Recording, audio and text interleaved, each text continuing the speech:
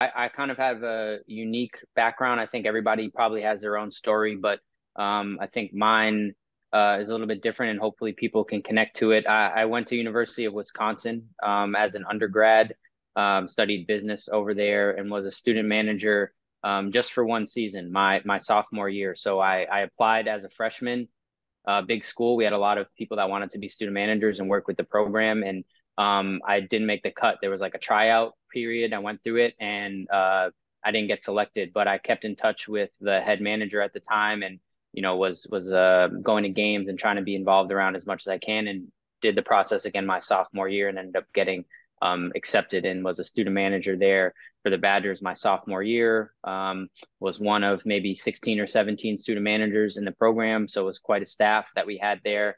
And I really enjoyed that experience. And then actually learned a ton that year and ended up at the end of that season. Actually, many people don't know this, but I was actually asked not to come back for my junior year. And I think at that time in my career, even as a student manager, I just wasn't ready and prepared to do everything that was being asked of me. I wanted more responsibility, just like a lot of our players. I wanted more opportunities. I wanted to travel. I wanted to do this and do that. And it took me that year to learn through experience, through trial and error, that I wasn't quite cut out for that at that point in my life. And so was asked not to return for my junior year. And so, like many of us, had to pivot and found an opportunity at a nearby Division III school called Edgewood College, and I started there as a student manager and a student assistant coach while I was still in school at UW-Madison.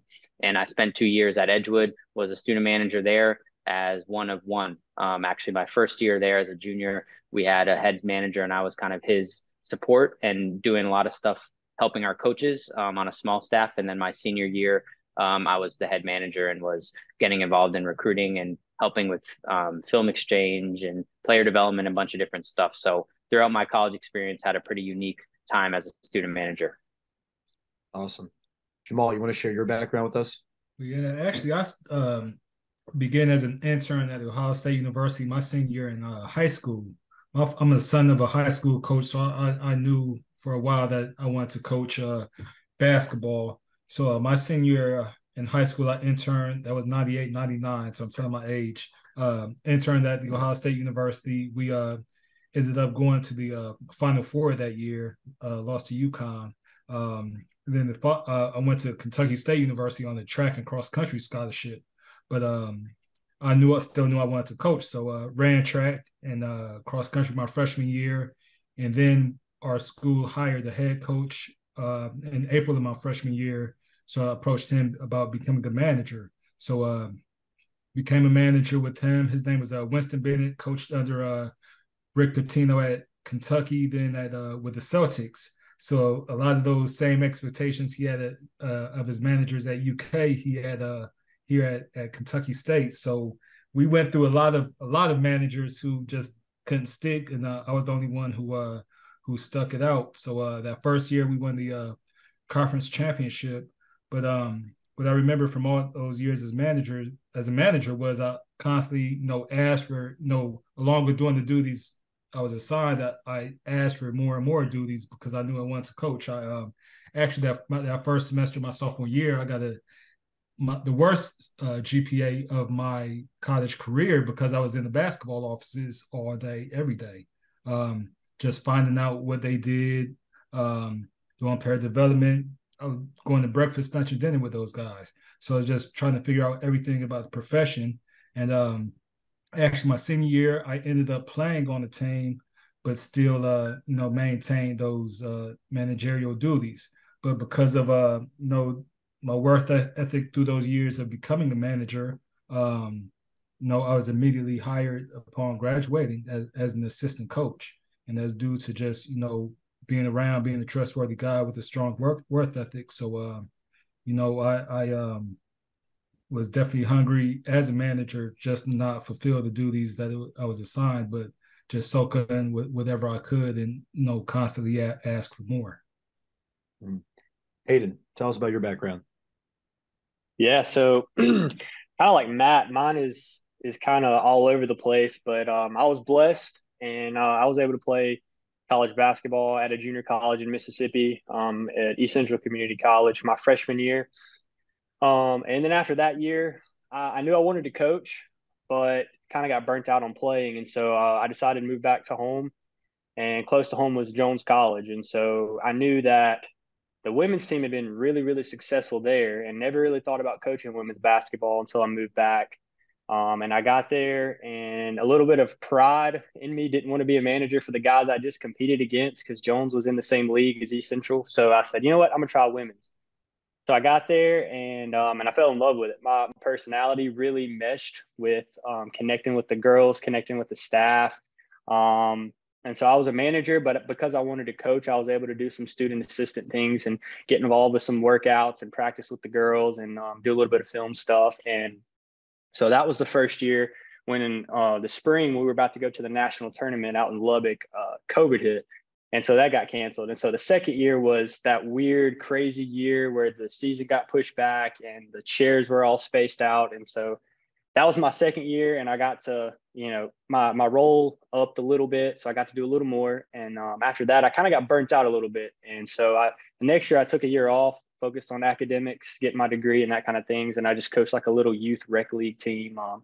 But shortly after that, I realized, I wanted to coach for sure as my profession. And so I rejoined Jones last season and came on as like a volunteer assistant while I was finishing up my degree at Southern Miss, and was heavily involved in film and scouting, and did a little bit of recruiting and was able to run some workouts. And so just having that hands-on experience at a junior college, I think really prepared me to take this next step as a 23-year-old, taking over a high school program.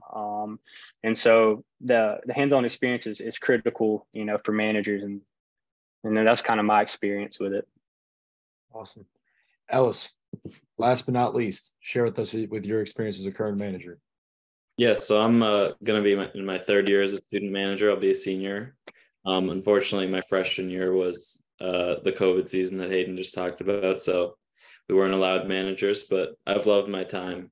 Has inspired me to want to stick around and work in basketball. And I've learned a bunch from our staff and our program that has really helped me along the way, but also pushed me to explore basketball outside of our program, which I've gotten to do through working camps. I've worked Coach Elkin's camp at Yale, a few other schools. And I've got involved with Grow the Game, which is, as you spoke about, the manager organization, helping others, which has been really important for me in learning career skills and meeting people and networking. And so between that and my current experience, I've gotten a lot out of my basketball experience so far. Awesome. Thank you all. For our audience, the way that this is going to go is we're going to start at the very beginning of just identifying managers and hiring to their development. So for question purposes, just know that we'll be getting towards the development stuff as the call progresses. So we'll start off with Coach Jackson. How do you recruit and identify potential new managers?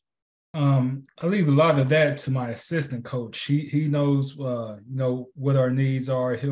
We're at a Division II school, so we'll post flyers out on campus. A lot of our current managers recruit new managers for us. We have I think a very extremely strong culture where respect is a big thing in our program. Our managers, both male and female, love being around our players, love being around our staff. But so really, we're turning away managers every year, which usually doesn't happen at the Division II, small school level. But I think because of our culture, we really have a strong interest. But you don't have to have basketball ability or even know how to be a manager with us. Your skills, whatever skills you have, can help. We just demand you have a willingness to learn, a commitment. We're able to depend on you to be there where you're supposed to be when you're supposed to be there, and you just have to be a positive person. It's all about our student athletes. So if you're bringing a negative vibe or anything to our program, we can't have that. But whatever skill that a person possesses, if they want to be part of our program, we'll find out what that skill is and use it to our advantage, and then teach them along the way. They could be a brainiac, so we could have them on stats. They could have some basketball ability, so we can have them on the court, helping in drills and things like that. But we find a way to utilize, whatever skills that those managers have. And my assistant coach, he'll interview people. If he thinks they'll work out for us, then he'll bring them to me, and I'll sit down with them and have the final say. Yeah, Coach Elkin, you have a different challenge being in the Ivy League. How do you identify managers, and how are you recruiting them? Yeah, it's definitely a little bit more different probably for us than maybe like even my experience at Wisconsin, or maybe for Ellis at a big school like USC. Like, we don't have a lot of people beating our doors down to be student managers. Now, granted, we've had a great deal of success over the last decade as a basketball program, but still we're at a place like Yale where the primary focus for the majority of people here is school, getting their education, doing extracurricular activities that will help advance their careers beyond Yale. So for me, I really have to go out and search for prospective student managers. So there's a couple ways that I do that. I think like Coach Jackson alluded to, trying to identify just people and meet them where they're at as far as what they're interested in doing. Not everybody wants to coach basketball. Not everybody wants to be involved in sports, but maybe they're really good at social media or graphics. Maybe they are really organized and they want to be involved in supporting the team. Maybe they're just a fan of the team and they want to just be around it, right? So trying to cast a wide net about who just wants to be involved in the program, and then working with them to figure out where do we have needs and where can we help them. Because from my perspective, like, being a student manager is as much to support the program as it is to support these young people that are aspiring to move on in their careers, whether it's in basketball or outside. So I want to use this as almost an internship or an opportunity for them to figure out what they're interested in doing outside of just the classroom. So, that could be sticking around in our rec gym and watching some pickup games that are happening after, hours, and just pulling somebody aside and introducing myself to them. One of the new things that I've done, I actually had a lot of success with it last year heading into last season, and I'm doing it again this year, was we have an Instagram account through the university that is Yale Class of 2027, where incoming first year students will just post a profile on themselves and say, hey, I'm Matt Elkin, I'm from Boston, I love basketball, XYZ. And I'll just honestly comb through that. And on our Yale men's basketball account, social media, which I help to run, I'll just like everybody's posts. And if I see somebody that posts a picture of them playing basketball or mentions basketball or sports, I'll just DM them and say, hey, we're looking for student managers for the upcoming season. It's very flexible, and we'd love to, meet with you and set up a time to share more information. Just kind of casting a wide net again and just reaching out. And I got a lot of great feedback from that last year. So, those are a couple of things. But then again, just being around our players and seeing who they hang out with. I worked at a prep school and high school level for a couple of years too, and we wanted student managers as well. So similar, I would just see who's hanging around our guys at lunch, who's, shooting baskets with them after or before practice that aren't on our team. Maybe they want to be involved, so I think it's just finding those people, reaching out to them and allowing them to understand that there are opportunities to be a part of the team, even if you're not on the court with our guys. Yeah. And then Hayden, you have some unique experience. So, being at a junior college level, like talk to us about finding student managers at that level, and what you're really looking for. Yeah.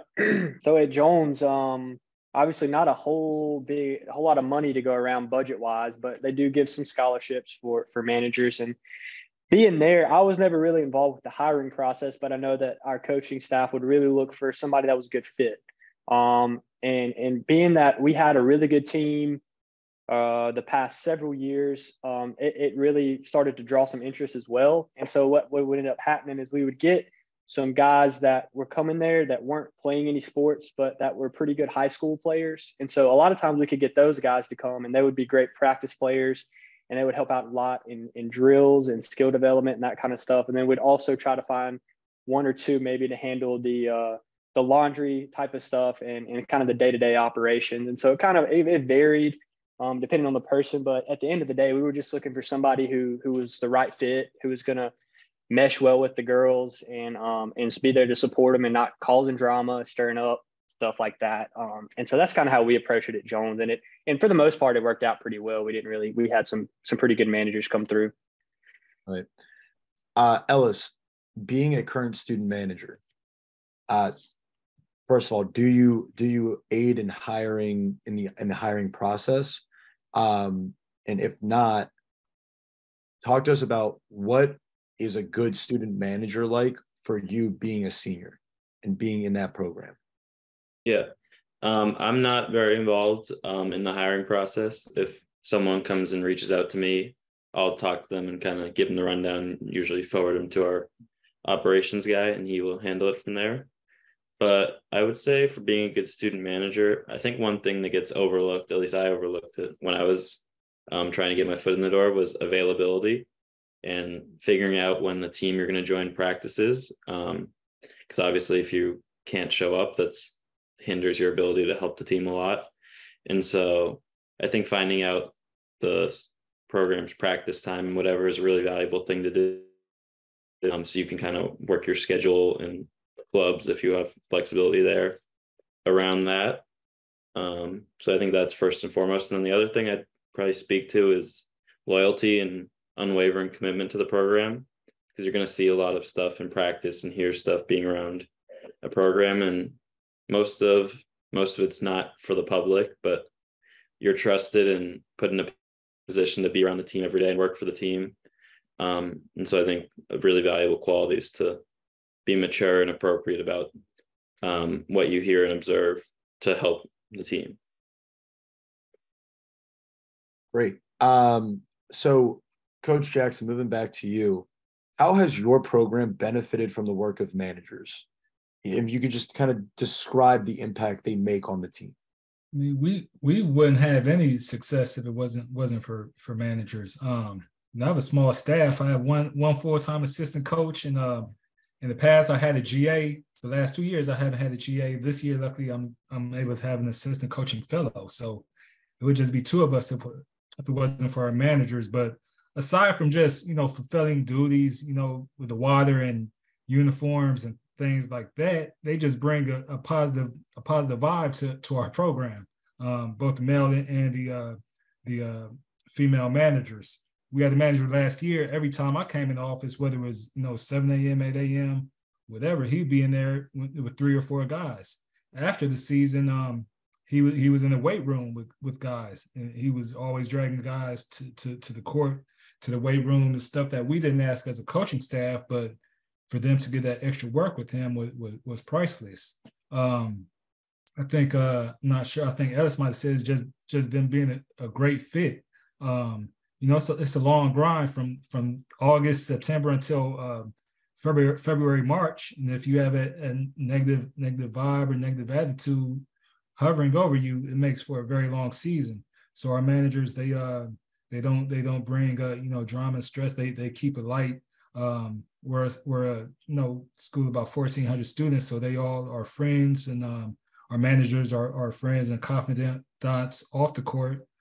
So they help guys with homework and even the personal issues. So the managers aren't just helping clean the floor or wash uniforms for us. They're extensions of our staff, and they really help our players holistically. Mm-hmm. And Coach Elkin, I'll move to you and kind of just give us an insight into how your managers make an impact. Yeah, I mean, kind of along the same lines as what Coach Jackson was saying, like we're a pretty small school as well. And so, our guys, our players are very accessible to the general student population. And so our student managers. And so being a part of that family is critical for us. It could be just being able to support at practice. We also have a small staff, not quite as small as Coach Jackson, but probably not nearly as big as maybe Ellis's staff there. It's our head coach, 3 assistants, and myself. So, if I'm at practice doing something, or if I'm on a call, like somebody has to do the clock, right? So if we don't have a manager there, that's something I now have to do. That's one less thing I can support our coaches in. So it's just a trickle down effect. So, having just a body around to say, hey, can you go rebound? Can you run the clock? When we travel, like, hey, instead of me having 4 duffel bags around my shoulders, like, can you take 2 of them? I'll take the other 2, right? So just like little things that having support around for is great. We had a couple student managers that started last year that were not really interested in the basketball, like being on the floor, but they were really interested in helping like create content for social media. So instead of sitting behind the bench and doing waters, they would sit on the baseline and take videos for our Instagram stories and post like really cool videos that now people that aren't able to come to our games can now interact with us through social media. So doing stuff like that. And, I think that just like our student athletes are advocates for our program and for our university, wherever we go, the student managers are too. And so they get really excited when we have a game coming up or when the team is doing well. And so like they're bubbling to their friends on campus, like, hey, we got a game tonight. You should come see, team is doing really good. And so they're just, like Coach Jackson was saying, they're extensions of our coaching staff, they're extensions of our student athletes. And so just having them be a part of our extended basketball family is really critical for us.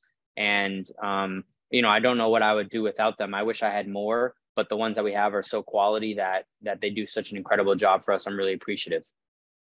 Yeah. Coach Boyd, being a first-time head coach with prior managerial experience, how do you plan to utilize managers in your program? Yeah, that's a great question. So I'm also in a school that's fairly small private school, and so the pool of people to choose from isn't great. But I think taking with me my experience as a manager and then coming up through Jones, really just trying to find a good fit. I need somebody that's dependable. I need somebody who gels with the girls, who's going to be there every day to kind of just do whatever I need them to do. I don't have an assistant right now, so it's just me coaching a junior high and a high school team. So I have a lot going on. And so just anybody that can come in and you really just help elevate the program, because where I'm at is it's a rebuild. And so anything to help just continue the upward trajectory that I think we're on right now would be big time. And so really just finding a good fit for myself and also within the team and the girls. Now, Ellis, it's going to be a hard question for you to answer, talking about impact, because you're in it. But talk about your managerial squad. You guys just got back from a trip where I believe 5 of you went. So talk about the impact that your team made, and leading that team. Talk a little bit about how they've impacted you as well. Yeah, I think we have gotten to establish ourselves. A few of us, or all of us that got to go on the foreign trip, were seniors.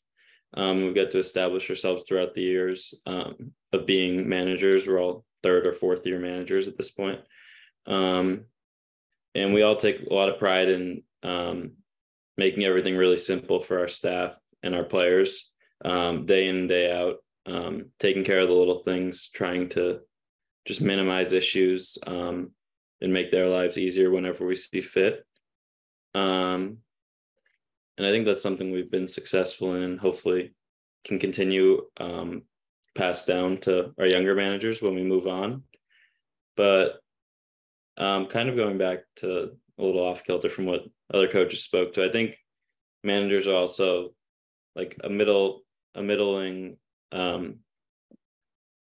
ground for players between coaching staff, because we're not extensions of the staff, but we're not players. And so people that can keep it light, because it is a really long season, and provide a laugh every now and then, not be too serious, not because there's a lot of pressure that goes into playing basketball at this level. And I think that's something I take pride in, and our other managers as well would say is something we value as managers.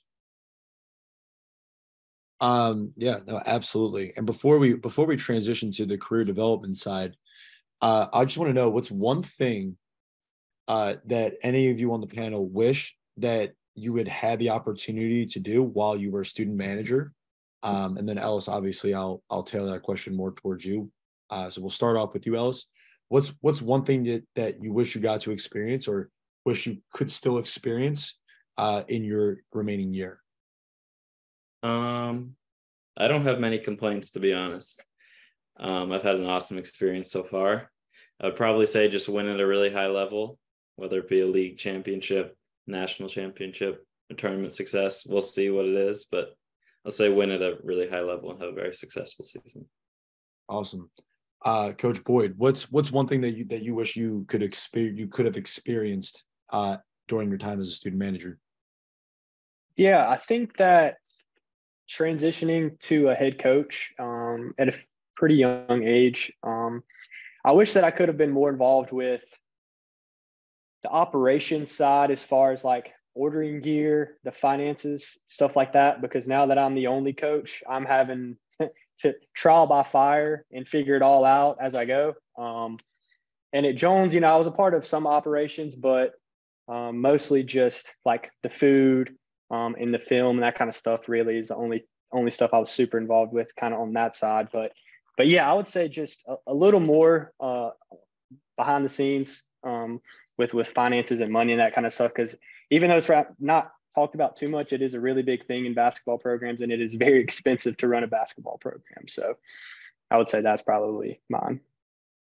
Coach Elkin? Yeah, I think so my time as a student manager about 10 years or so ago, a little bit more, we didn't have, or at least wasn't aware of it, the type of community that student managers have currently. Like you mentioned, Grow the Game, and things that are even just social media. Like I even see now, even managers have their own social media accounts. People like Jeff Goodman or other media members are talking about managers, the student manager games. Like these things were just starting to bubble up. I feel like when I was a student manager about a decade or so ago. And so one thing that I wish is if I was a student manager nowadays, I would have loved to be a part of that type of community. I just think it's great, whether you're at a high level Division I or a low level Division III, it doesn't matter. No matter what it is, student managers, you're all working in similar capacity in your respective programs. And so to have a community of people that you can talk to get advice, like going on the road and interacting with other student managers and playing against them, or just picking their brains about things they do to help their teams. To me, it's such a collaborative environment. And so to backtrack a decade or so ago when I was a student manager, if I had had that community, that's one thing that I think I would have really enjoyed to be a part of. Awesome. And Coach Jackson, what's one thing that you wish that you could have experienced during your time as a student manager? Like I said before, I was involved in so many aspects of the program. It's really no regrets. Even though I interned at Ohio State University, it wasn't an everyday thing. I didn't travel or wasn't with the team a lot because I was still a high school student, but I would have enjoyed to just see what it was like if I was a manager at one of those a school, that's a larger Division I school, just to see what all went into a program of that size. My assistant coach played at Ohio State, so he shared some of his experiences with me, but it would have been just interesting to be at a manager at a program of that level. Mm-hmm. So we're going to transition to our manager career development side. Just looking at the attendees, a lot of familiar names. So I know this is going to resonate. So please, if you have questions, use the Q&A function. Coach Jackson, we'll stay with you. What do you hope managers from your program will take away from their experience? I just, I'm a guy. I want them to have a good experience. One thing where they feel comfortable coming back and asking me for a letter of reference or sending me an invitation to a wedding, just like our players. I treat them, very, very well. Like I treat our players. They get a lot of gear. They're treated with respect. But I just want them to leave knowing that they can return and give me a call or ask me for whatever they need to, just like our players. Mm-hmm. And Coach Elkin, what's your take on that? What do you hope managers take away from their time at Yale? Yeah, I hope that all of our student managers felt like they were a part of something beyond what just being a student here. I think there's a lot of opportunities to get involved in different extracurriculars, but especially at a place like Yale, people are so hyper-focused on their end game. I want to have a career. I want to be a doctor, a lawyer. I want to make it in business, whatever. And they forget about all the stuff in between that gets them to where they are. And so I want them to be, 5-10 years out of college. And like Coach Jackson was saying, feel like they were a part of that program, just like any of our student athletes, but feel like they really got something done and had a great added experience as a result of being a student manager. So whether that's, they felt like they learned something that's helping them in their career, or they felt like they made lifelong friendships and relationships with the players or the coaches, staff, whoever it is, like, I just want them to look back on their experience when they leave and feel like my time here at Yale was so much better and was enhanced so greatly due to my time as a student manager. And hopefully everybody will feel like that year to year, but then also years later once they've graduated. Yeah. And Coach Boyd, talk about for your new program, what do you hope the managers will take away from their experience? Yeah, I think very similar to what Coach Jackson and Coach Elkins said. Finding people that will feel a part of the program. I'm trying to create a very family atmosphere. And after they graduate, I want them to come back to see me, to text me if they ever need anything, and just feel a part of the team, really. And just help them out along the way, and just feel like they can always talk to me, and feel like make them feel like they have a voice as well within the program. Ellis, a little bit of a different question, coming from a manager perspective. Talk about your time at USC entering year 3. What have you taken away from the coaching staff, and yeah, let's stay there. Yeah, our coaching staff is awesome, really personable, and really looks out for us and wants to help us, and really values the relationships with us, which was really cool to me, because I really wasn't anticipating that when I was coming in. I didn't expect to have interactions with our assistants every day. Even our head coach always looks out for us and is having conversations with us, jokes around with us. But a few of the coaches, Coach Capco, Coach Karras, have kind of showed me a lot in terms of video and professional skills like that, and relationships with people, and like common practices that they've found successful, and really let me and other managers get to observe kind of how they do things and stick their neck out for us in terms of helping us develop that way. And all our coaches too are really great and inclusive, and it's been really cool for me, and definitely a motivating reason for why I want to stay in basketball has been my time as a manager at USC. Amazing. So here's a question that we've gotten from the crowd, but also a question that I'm curious for my entire panel here. So one of your managers wants to get into coaching. How do you help prepare them to do that? Coach Jackson, we'll start with you. Well, like I said, I was just hungry. I knew I wanted to coach, so I'm sure I probably got on our coach's nerves. Like I said, I was in their office all day, every day. It got to a point, probably my second year, I started breaking down the film and doing scouts just because they trusted me. We had the tower with 4 VCRs. I don't know if you guys know what that is. We had these big tapes called VHS tapes, more than 20 years ago. But I ended up, breaking down film, doing recruiting letters, everything, because I was in there all the time. So one, if you want to become a coach, you have to, you can't depend on your coaches to, develop you. You got to have that drive and that what's the word I'm looking for? But you got to, take it upon yourself to and be proactive to develop yourself. Be in their offices, ask questions. Try to go at lunch with them, breakfast with them, exercise with them in the morning, just constantly picking their brains, and then ask them what they need you to do, so you can instill that trust in them. And all those assistant coaches on your staff, a lot of those guys will become head coaches, and when they do, they'll be looking for people who, one, they trust, and two, they know will work their butts off. So they'll turn to you first. And if they don't know that you want to coach, they won't assume that. So you need to let them know, you want to eventually be a coach, and ask them what you need to be doing right now. So that's how I would answer that question. Coach Elkin, how do you help prepare your managers who want to stay in basketball? Yeah, I mean, I think you have to identify people that are curious, right? Like Coach Jackson was saying, like they have to ask questions, right? So that doesn't mean you have to always be bugging and bothering your head coach or your assistant coaches or whomever, but you have to be curious, right? Because like, if you want to know, hey, how do you guys break down video? Like, you can't just expect that.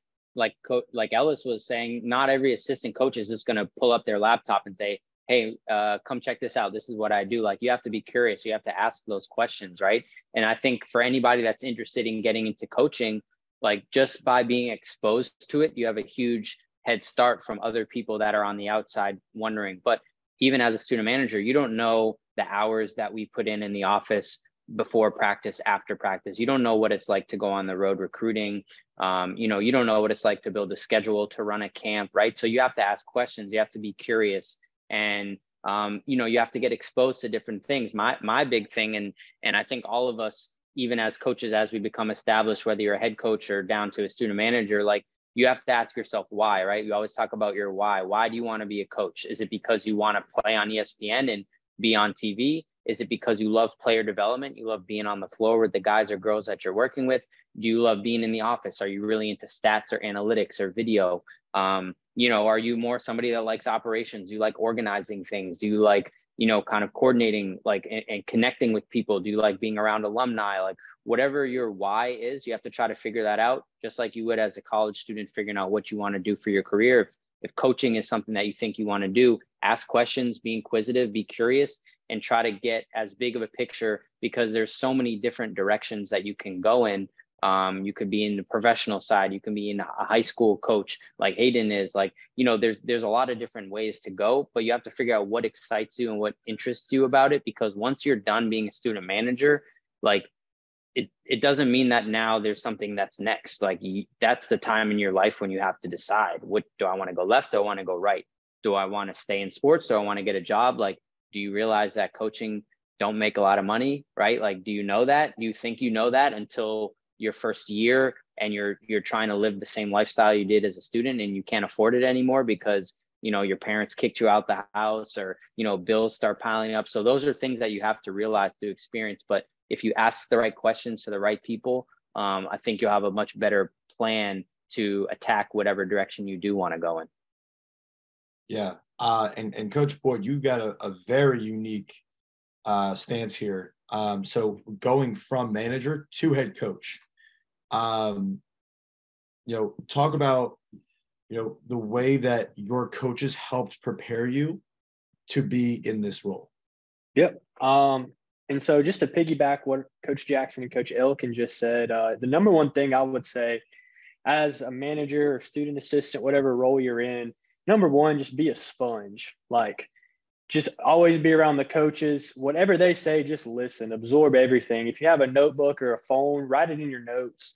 And if you have questions that come up, write it all down. Go back and ask them later. I know for me, starting out, I let them know that I wanted to coach, that this was something that I wanted to do. And so then immediately they were like, okay, well, during games on the bench, we'll give them a chart.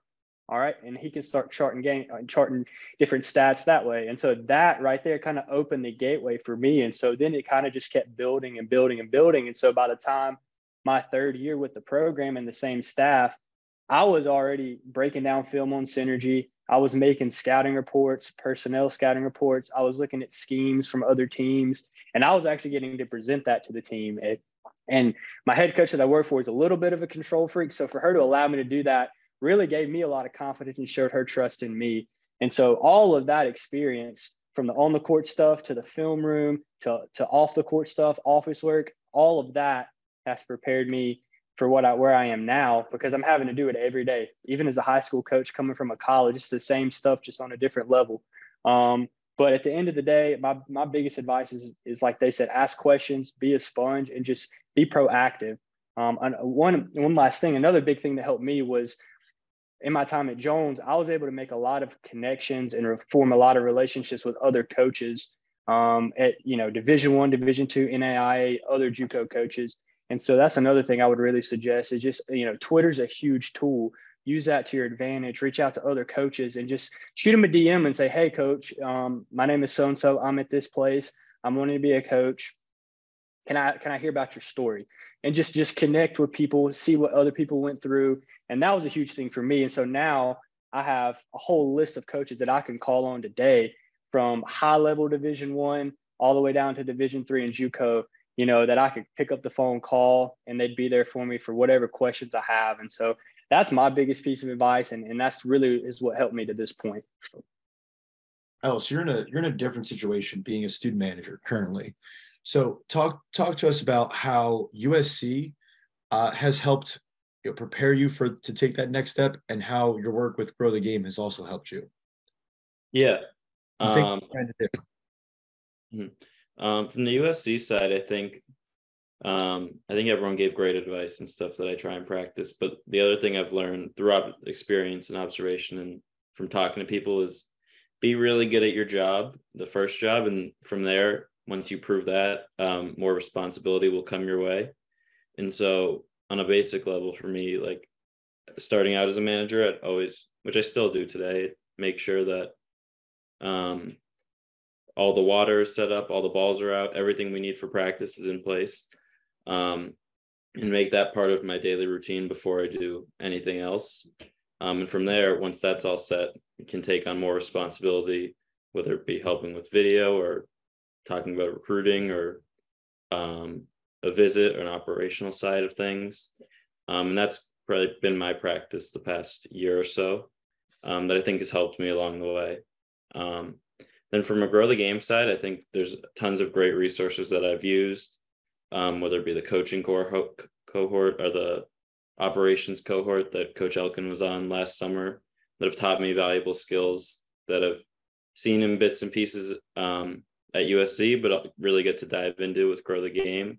And another one is the grad assistant pathway program, which I know I'll use after the season, with graduate assistant being a popular route post manager or post undergrad playing for some. And that helps connect people with potential job opportunities and see who's hiring, which is something that's really unique for a manager to have that opportunity and exposure to, which I encourage everyone to get involved with. Awesome. Jake, can I chime in real quick? Just what Ellis said, something I thought was really important for any of the managers that are on here. And I don't know if the other coaches would agree, but like he mentioned, every day, even in his third year as a manager, he still sets up practice, waters, basketballs, like basic stuff. Like, I think it's hard when you get comfortable and you're good at something to then be like, all right, I've advanced and I've grown past doing the basic foundational things, right? The little details matter. If you don't have lots of little details adding up to big things, if you pull one of those details away, everything else crumbles, right? So like as players, we work on fundamentals with our players every day, right? Basic, dribble, pass, shoot, defense, right? We build up from there, but we don't ever forget the foundational pieces that we started with. So as student managers, it's really hard because you think, oh, it's my second year, my third year, I've been doing this, I'll let somebody else do this. No, like still do the basic things every day. Still be the first one in the gym, still be the last one in the gym, still make sure the water bottles are filled up,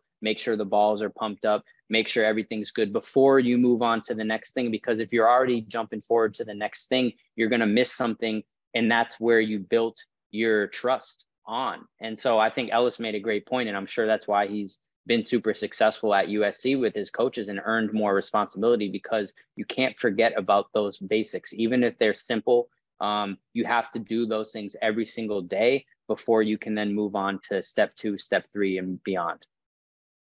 Absolutely. I couldn't agree more.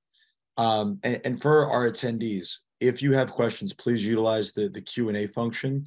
We're happy to answer your questions. We've got a great panel here. So for our panel, what advice would you give current student managers on their approach to career advancement? I know it's a hot button, I wouldn't call it a hot button, but it's the question that every manager wants to know. How can I advance in my career? I'm doing all this work, how can I advance in my career? And, Coach Jackson, I'll start with you. Well, when I was a manager and a student, I worked camps every summer.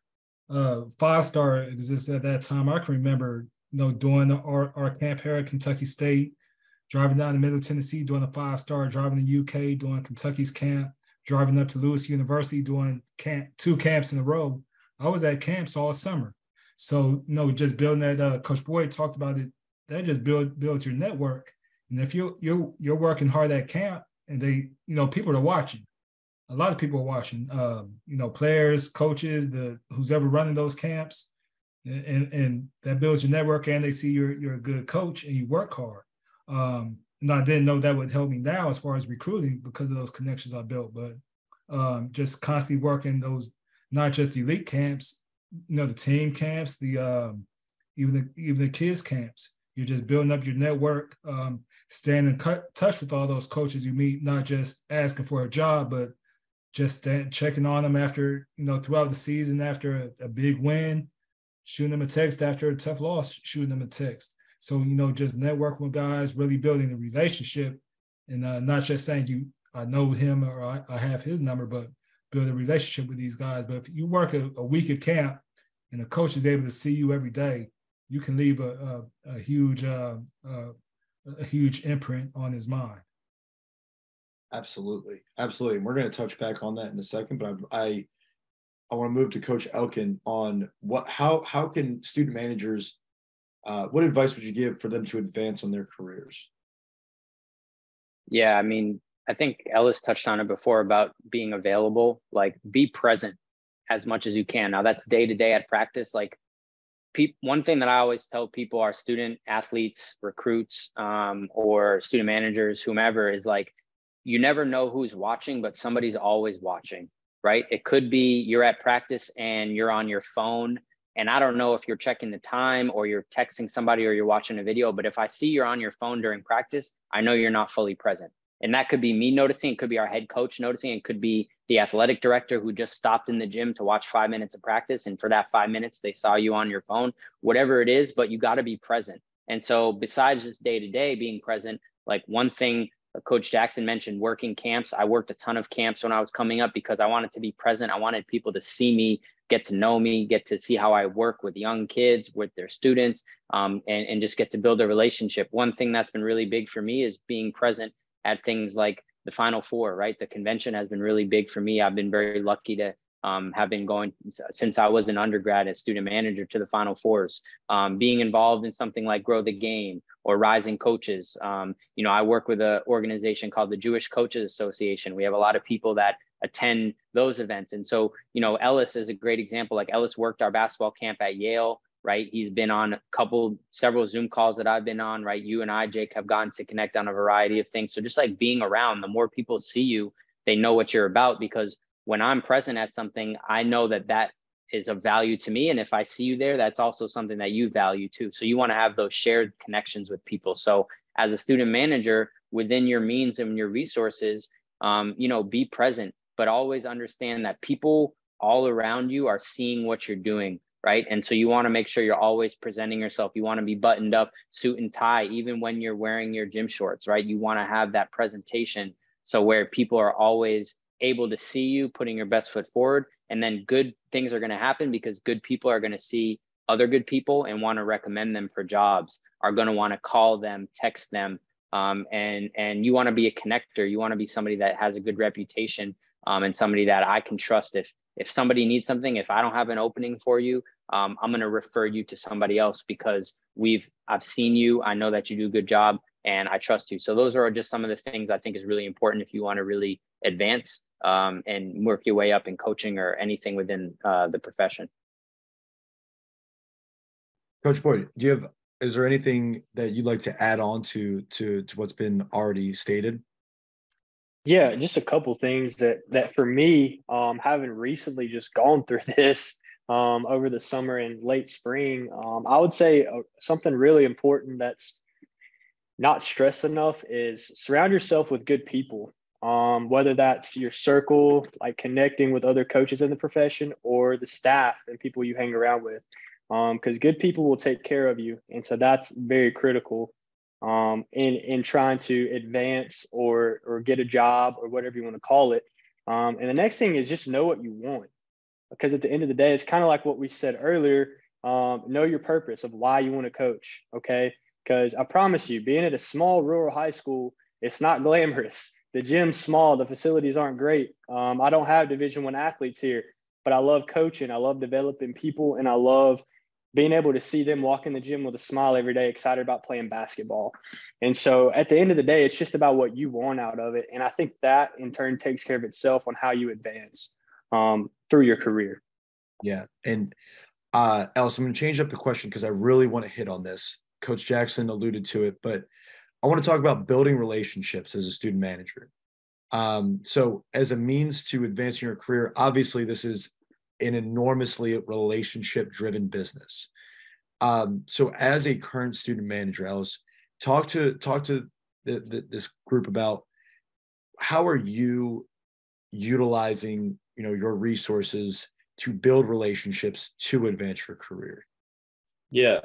And I'm certainly no expert at this. Like, I'm still going through it myself and working through it. But I think, for one, I really try and build strong relationships with the staff I'm at, the coaches we have, and even our players too, because players can have influence, and a lot of former players get into coaching, might not be immediately, but down the line at some point. And I think being genuine in those relationships, because we can all obviously talk about basketball and the team we're with all the time, but everyone, it's facetious, but everyone has a life outside of basketball, and getting to know like what people like to do outside of basketball. For a lot of our coaches have families, how their kids are doing, keeping up with that. And then from there, just I try and let naturally, like if people come to our practices or in our gym, try and introduce myself and start a conversation and see if anything comes from it. And if I can get a contact and keep in touch from there, that's another potential relationship.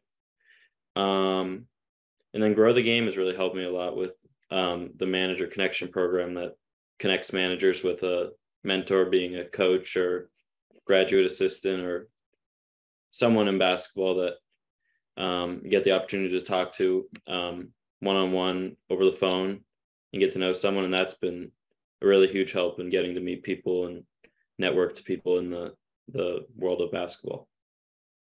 Awesome. Before we move to the audience questions, I know we've got a couple. Just for our coaches on the panel, is there anything else? Because I think this is really important.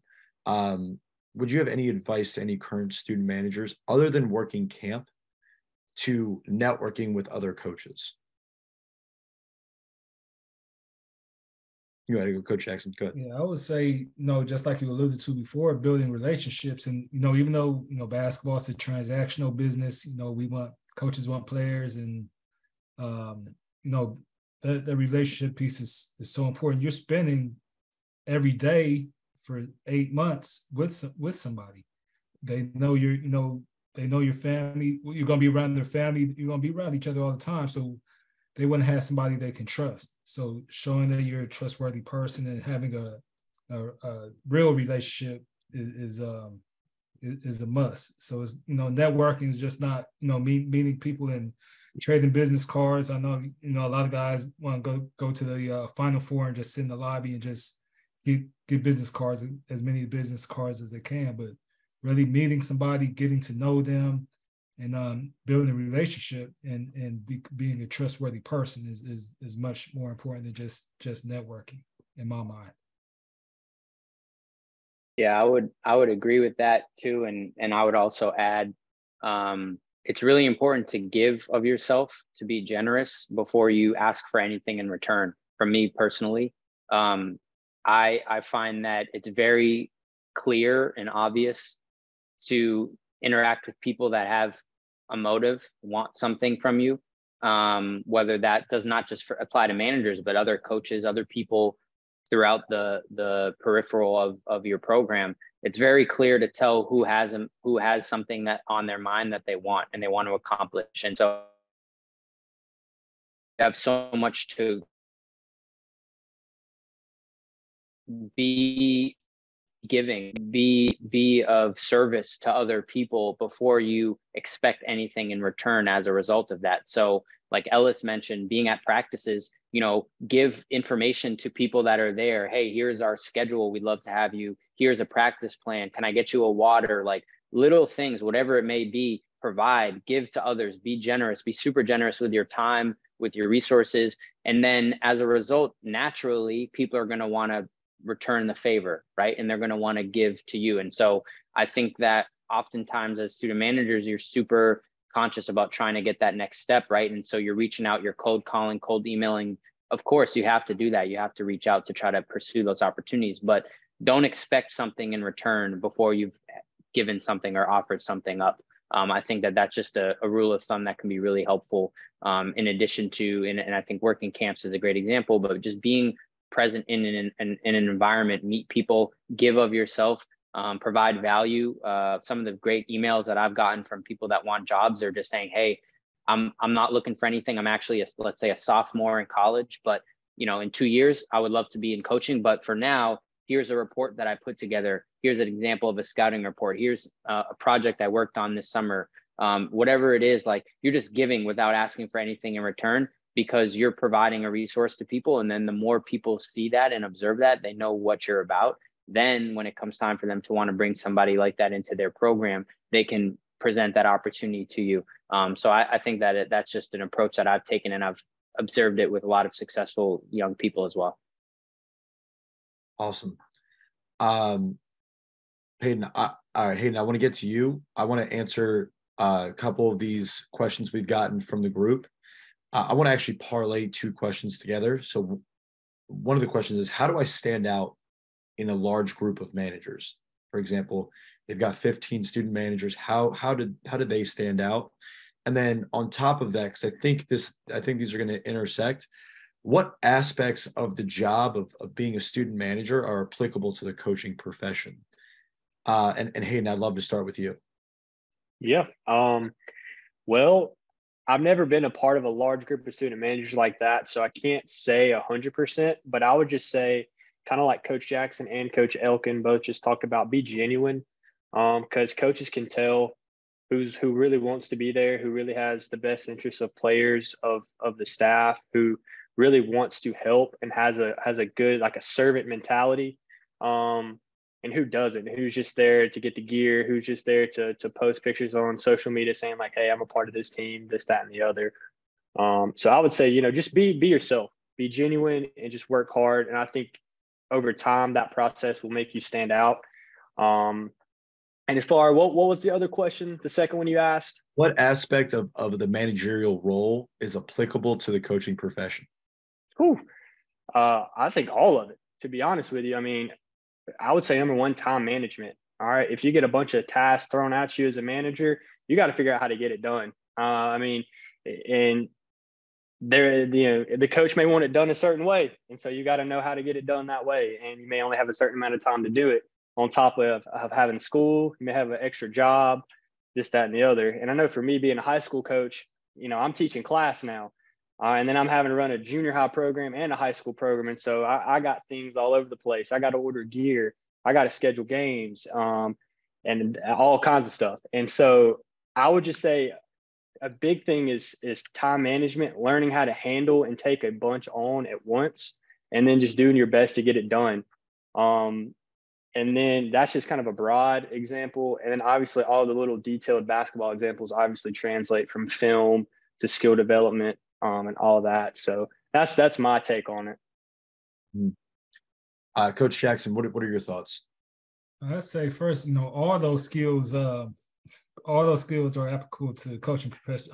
I'm the type of person, especially with the staff, I don't have all these assistant coaches. I'm not the type of person to wait for somebody else to do things. If our janitorial staff didn't mop our floor like I wanted to be, I'll do it myself.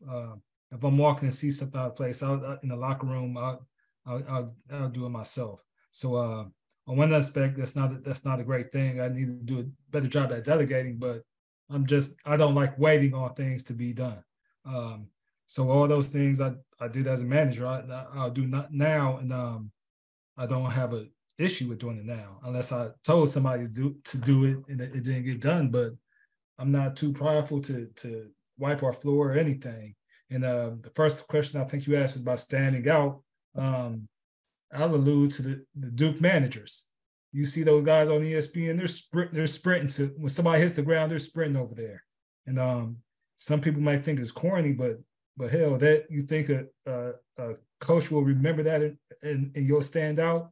If every time somebody hits the floor in practice, you're the first one over there wiping that sweat off the floor. I said it before, every time I came in the gym into my office last year, one of our managers, he had somebody on the court, or he had somebody in the weight room. And I remember that.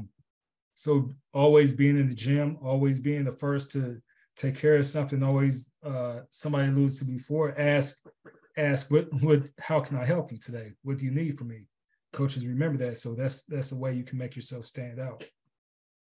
Absolutely. Ellis, being part of a large managerial staff, what are you doing to stand out?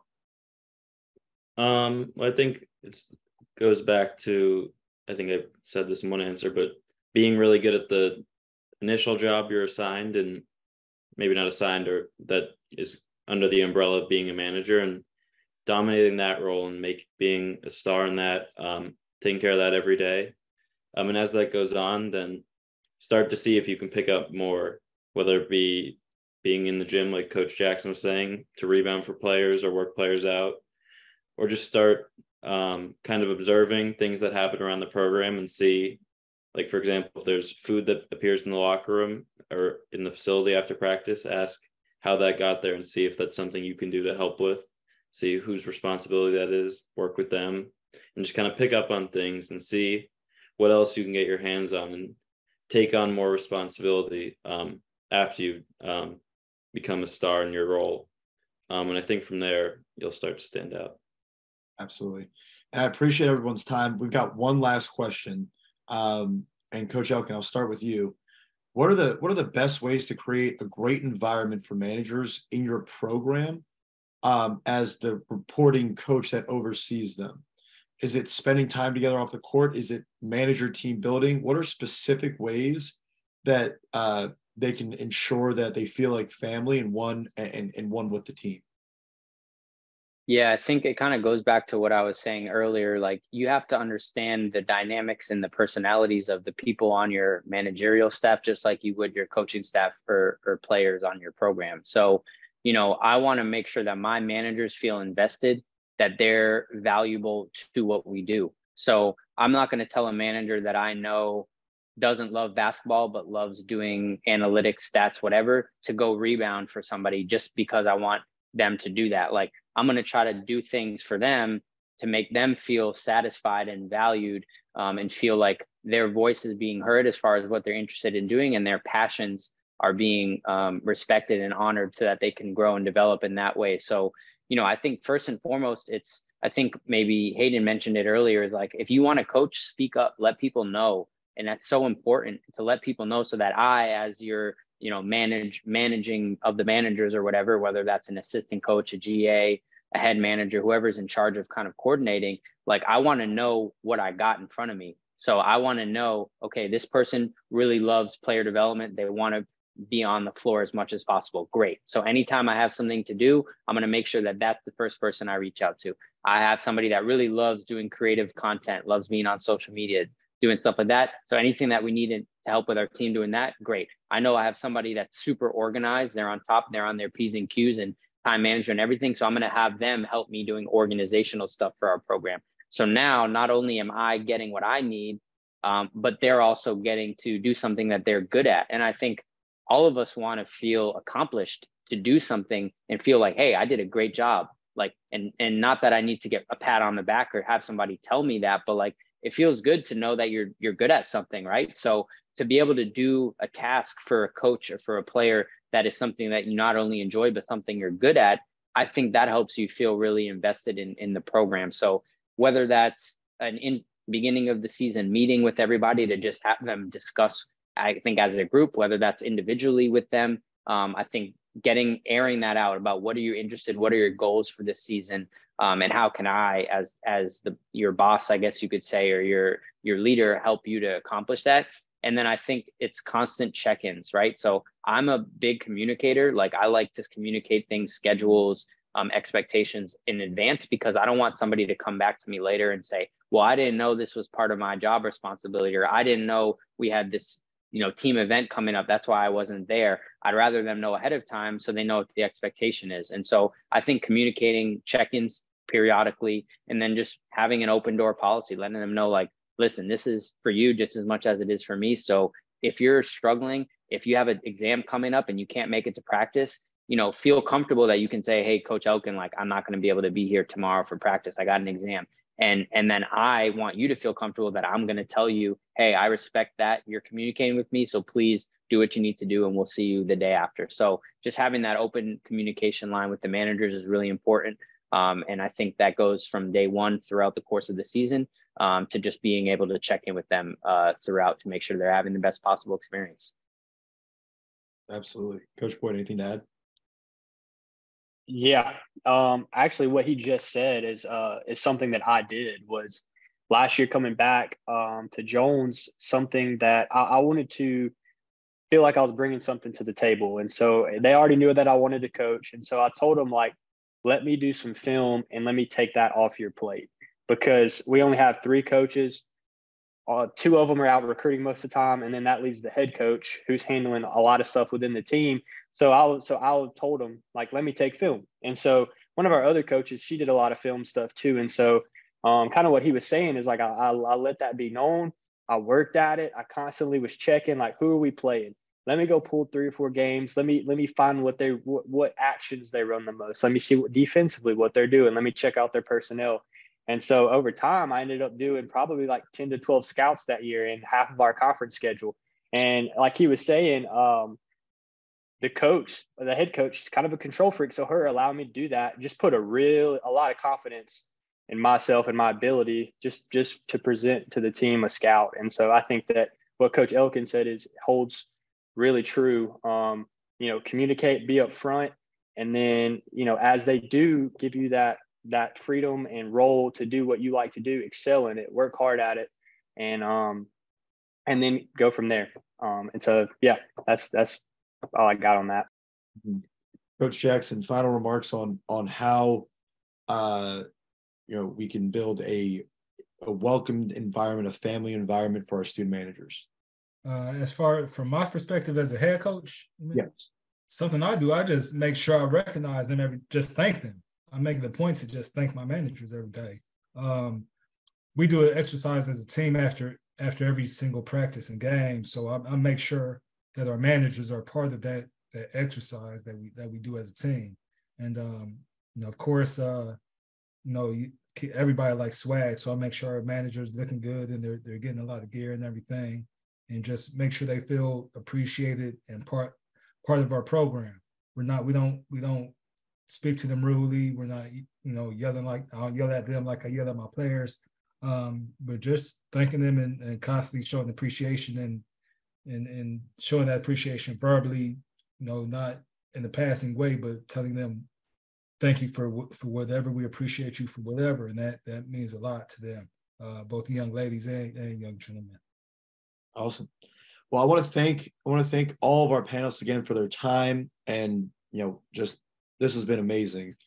If you missed any part of today's webinar, a full replay will be available in the coming days at WBCA.org and NABC.com.